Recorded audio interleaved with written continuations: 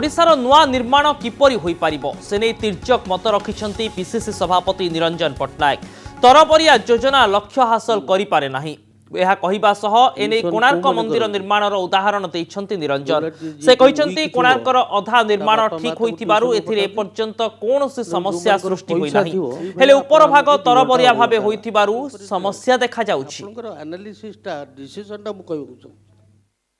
जदि कोणार्क मंदिर फाउंडेशनटा दुर्बल होता तो तलू भांगी था तलू टिके भी क्रैक नहीं से चकगुड़ा सब इंटैक्ट अच्छी ऊपर भांगी ऊपर कहीं भांगी तो स्टोरी होची कहीं जाना कहीं विश्वास करेंगे तैयारी चलला मंदिर पंडित आसी नागुड़ा नरसिंह देव कहले आज्ञा अमक दिन अमक तिथि जदि विग्रह प्रतिष्ठा हम सशरीर आप स्वर्ग को जी से समस्त भगवान ब्राह्मण को समस्त विश्वास तो लांगुड़ा नरसिंह बुझीगले से करने पड़ो मंत्री डाकिले कहले अमक दिन अमक तिथि ठाकुर प्रतिष्ठा हेबे ये जो सिस्टम रे करी जाऊले बाली पोती पोती जाऊले खंजी खंजी जाऊले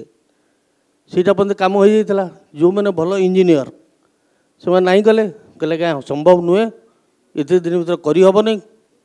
ता भर पट्टनायक बाबू इंजीनियर भी अच्छा मंत्री कहते रजा कहते उद्घाटन करेंगे जमी आम सब मंत्री महाशय अमुक तारीख दिन उद्घाटन करी एक्जिक्यूटिव कहे आज्ञा हाँ करेंगे हो पचर पचे सीमेंट बाली झड़ी छड़ देखा एसपी मेडिकल कॉलेज रे किंतु करदे मंत्री जाकि उद्घाटन करेंगे पत्थर लगे करदे जो मिस्टेक आरंभ हो गला तैयारी कर कोणार्क मंदिर